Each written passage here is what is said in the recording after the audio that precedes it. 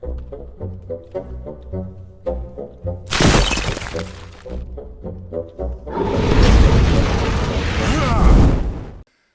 everybody, it's me, Riffraff Hornhelm, and I'm back again with another presentation from the Dwarven Vault. And today, we have a monster review. In today's monster review, we're going to take a look at elementals. And that's elementals as shown in the original monster manual for use with basic Dungeons & Dragons, Advanced Dungeons & Dragons, which is typically called 1E today. So, elementals. This is a general review about some of the common things you have to be aware of with elementals. There's going to be individual reviews for each of the 4 elements that are represented. Of course, those are water, air, earth, and fire, or whatever order you choose to do those in.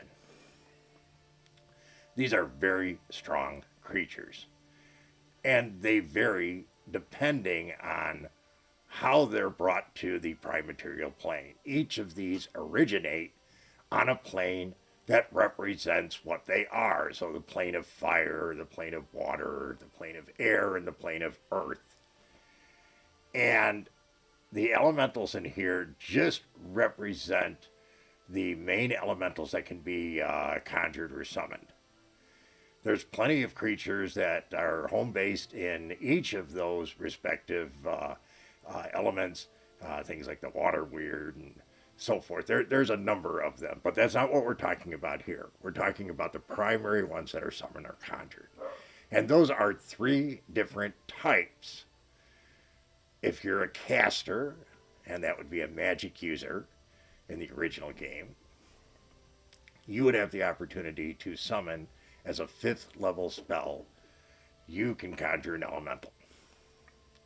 Now, any elemental that you conjure is going to have 16 hit dice. It is the most powerful version that comes across from their respective planes.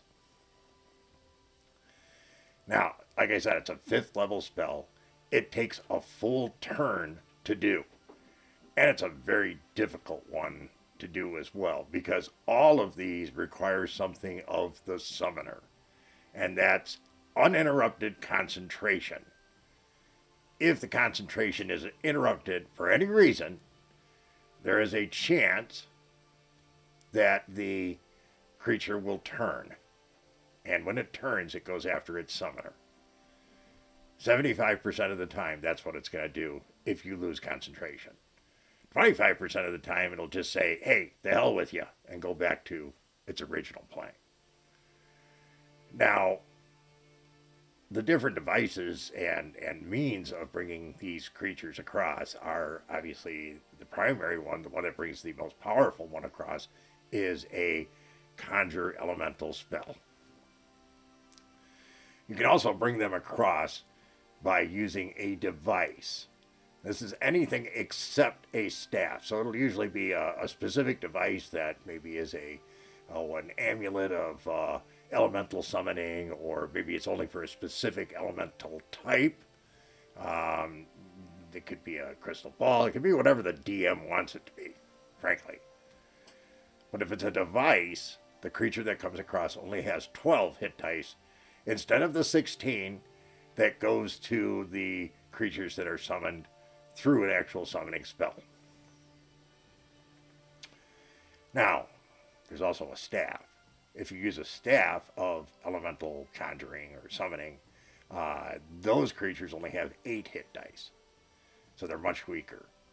But you still have the same issue with all of these, which is you must maintain concentration. If concentration is broken, it'll go after the summoner. And if party members are in its way, well, party members are in its way. It's a bad thing. They do a lot of damage, and obviously that varies by the specific type. Each one has also specific vulnerabilities that go along with that specific creature type based on the plane from which they originated. Now, magic users can actually summon more than one elemental.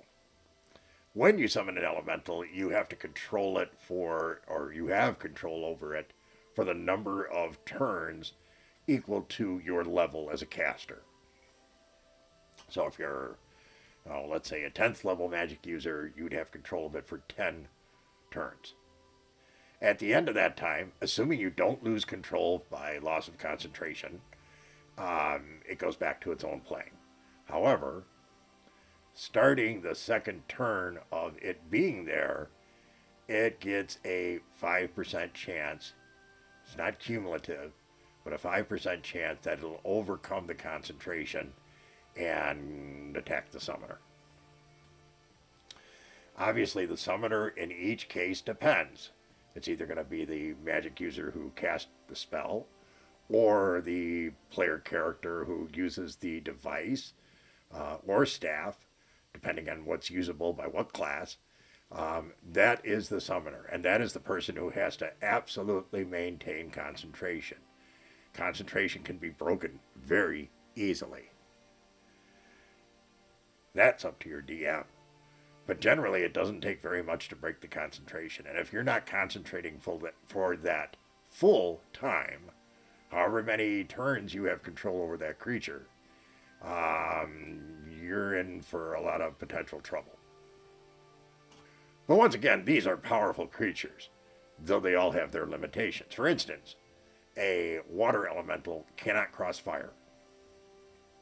And it can't exist more than 60 feet away from water. Now, if you bring forth any of these elementals, there has to be something there for it to feed on. If you're going to bring in a fire elemental, there has to be a big fire there for it to form from. Water elemental, it'll have to be from, maybe it's a large fountain. It's usually a large amount of water. Earth, obviously, you have to have earth there. Air is the easiest. But guess what? It's not going to work real good if you try and summon one underwater. There has to be air in order for it to conjure forth. So elementals are not the easiest thing to deal with. And from a party standpoint, playing this by the book is challenging, because you really have to understand that you can't move. You can't be distracted. You get a arrow that flicks by you and breaks your concentration, and you're in a world of hurt. Now, you can perform this spell from inside of things like a circle of protection or something of that nature to help cut down the potential for distraction. But even then, it doesn't guarantee. There's always that 5% chance hanging out there. And we all know that when it comes to dice, they'll piss on you just as fast as they'll help you. And then you lose control anyways. So if you're using an elemental in combat, they can be a very powerful ally. And summoning them in place, as long as you're well prepared for it, so do your homework, can really give your party quite a boost.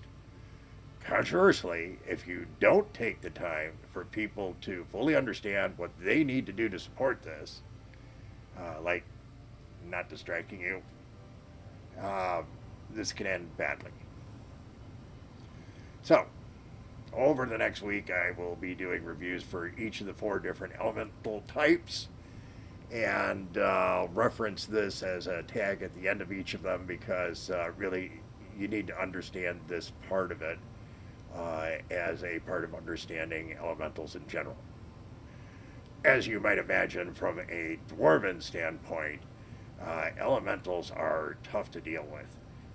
We don't like these as opponents. They're very effective, they're very capricious, they're very stupid, and they really don't like being there, so being around them when they're summoned is always a dangerous thing. And I don't care if they're on your side or on the other side. Dwarves aren't a big fan of elementals. We do run into them, unfortunately. The best part about them is they don't stay for very long. However much damage they do, it's constrained by the limits of the time it has on the prime material plane. Nasty critters, that's for sure. So, We hope you found today's presentation interesting and informational, entertaining, all that kind of good stuff. If you did, please be so kind as to leave us a like. Consider subscribing if you haven't. Leave us a comment, share with your friends, but most of all, come back and see us again in the future. Thank you so much for your kind support. Take care, everyone, and remember, dwarves rock!